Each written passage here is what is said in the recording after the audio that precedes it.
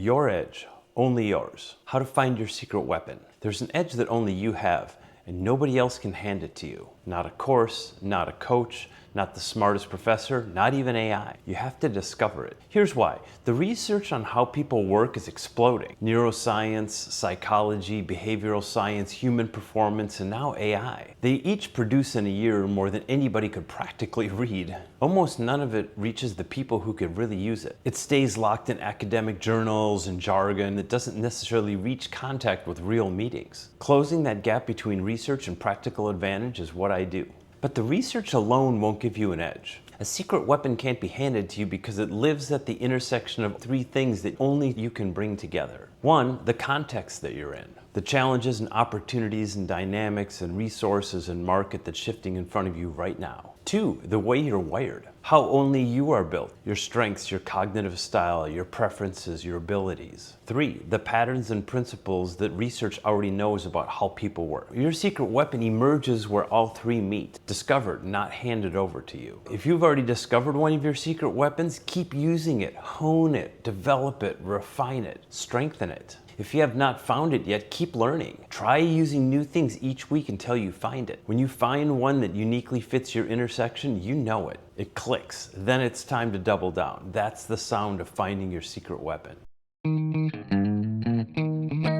My son Matthew ran cross country in high school. So did about 100 other kids. Every one of them ran the same 5K races, they did the same workouts, they heard the coach give the same advice and the same speeches. However, my son somehow ended up with secret weapons that he would use during his race as a competitive advantage. It was not because the coach pulled him aside and gave him some private wisdom. It was because he listened to that shared speech and he walked away with something special uniquely for him. Small things, a ritual before the gun went off, a way he attacked a hill at a certain time in a certain place that worked for him, a haircut before the race. Small things, but his things, things that he owned. He practiced them. He believed that they gave him an advantage, and they did. He had several secret weapons, and they worked for him. Here's what most people get wrong about that phrase. They think that secret weapon means that it's hidden information, some edge that you get by knowing what other people don't know. It isn't. The coach's speech was public. Every kid got it. The weapon wasn't the knowledge. That weapon appeared when that shared knowledge met one specific person with specific characteristics and mindset. That's the part that can't be copied, and it's the part that no one can hand to you.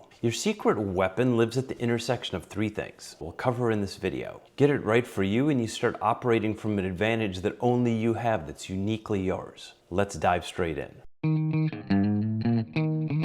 First, the context you're standing in. A weapon built for somebody else's fight will lose yours. Start with where you actually are, not where you wish you were, not where the case study hero was, the specific terrain in front of you right now. Think of it like a key. On its own, a key is just an oddly shaped piece of metal. Its entire value comes from matching one specific lock. Every technique you will learn works the same way. Its worth is determined entirely by the door it's trying to open. Your context is that lock. The meeting where you're getting talked over. The brilliant analysis that your boss never reads. The team that nods in the room and does nothing afterwards. The system that once helped, but now it's the limiter. These are not generic problems, they're yours. Shaped by your industry, your organization, your role, your boss, your team. That is why much advice fails. It hands you a master key and promises it will open everything. It opens nothing because there is no universal lock. The negotiation tactic that works in a specific type of sales fails in the research laboratory.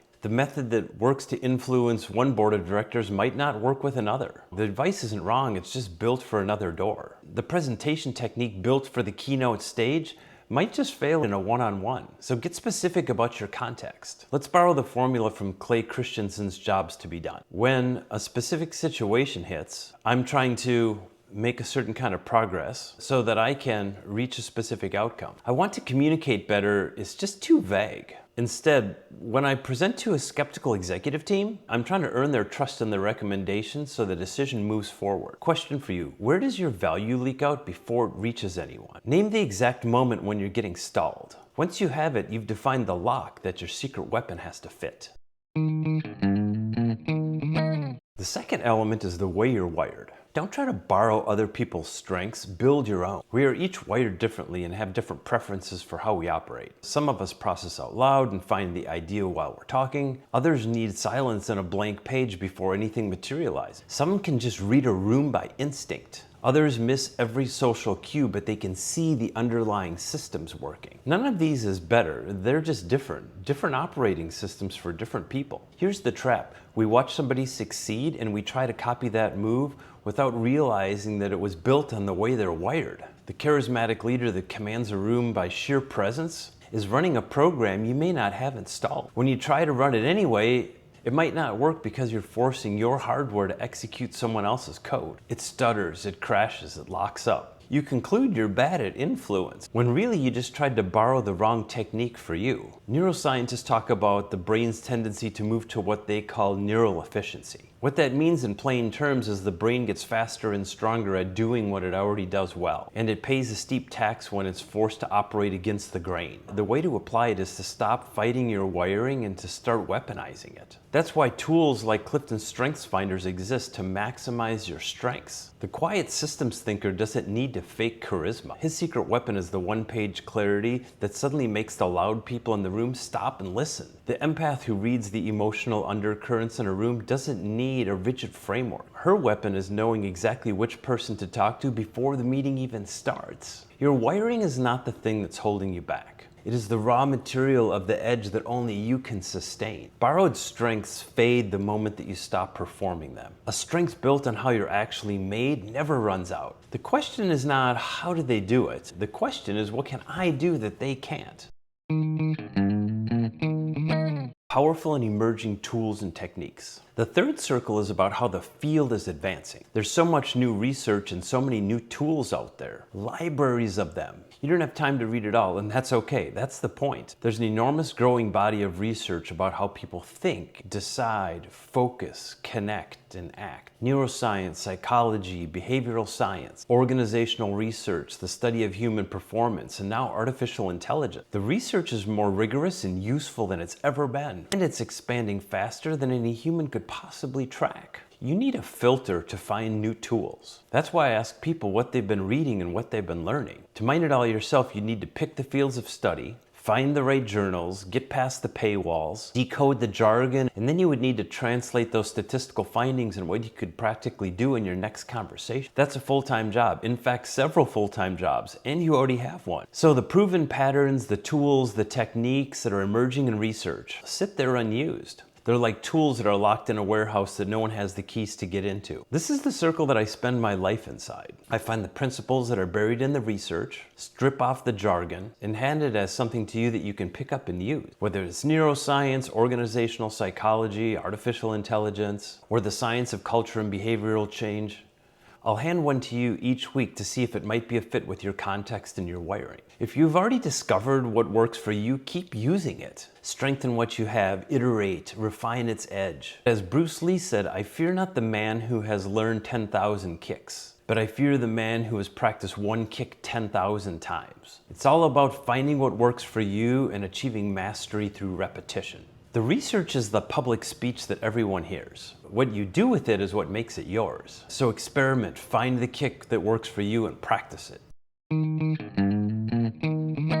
Discover your superpower. So here's the map of where your superpower lives. 3 circles. Your context, the fight that you're actually in. Your wiring, the way you're actually built. The patterns, the proven principles, tools, and techniques that work. Your secret weapon can be found where these 3 circles meet. It's not the research alone, because the same study makes a different weapon in different people's hands. It's not your wiring alone, because untrained instincts stay raw. It's not just your context alone, because a problem without a tool is just frustration. The power lies at the intersection, the overlap. And because 2 of the circles are uniquely yours, so is your secret weapon. Your secret weapon cannot be bought or borrowed. It can only be discovered. That word discovered matters. You will not find it by reading one more article or watching one more expert. You find it the way that my son did. You take away the shared knowledge and apply it and bring it to your specific fight. You run it through the way you're built. You take it for a test drive. You experiment, you learn, and you discover what works. Finding secret weapons takes a bit of courage and a bit of experimentation. Be a lifelong learner. As Carol Dweck says, those with the growth mindset spend their energy to get smart instead of to look smart. Try a new tool in a meeting this week and see what happens. It might work. It might feel awkward. Get feedback on how it lands with others. That's information, not failure. Try, learn, apply, rinse, and repeat. To find your secret weapon, you need to be a lifelong learner. You need to learn your way there. Keep trying new things and learning. Keep what works. The one that feels less like performing and more like what you were designed to do. And finally, using something you were always capable of. Then run it again. Sharpen it. Practice it until it disappears into instinct. Until the people around you can't quite name that you're suddenly the one that they want to listen to. That's the work, not collecting more knowledge. Finding that one place for what's known meets who you are and what you face. And then hone it until it shines. The knowledge is public. Discover what works for you and the secret weapon is yours. Find a new idea this week and test it against a real fight. When it clicks, you'll know it. That click is the sound of your secret weapon being found.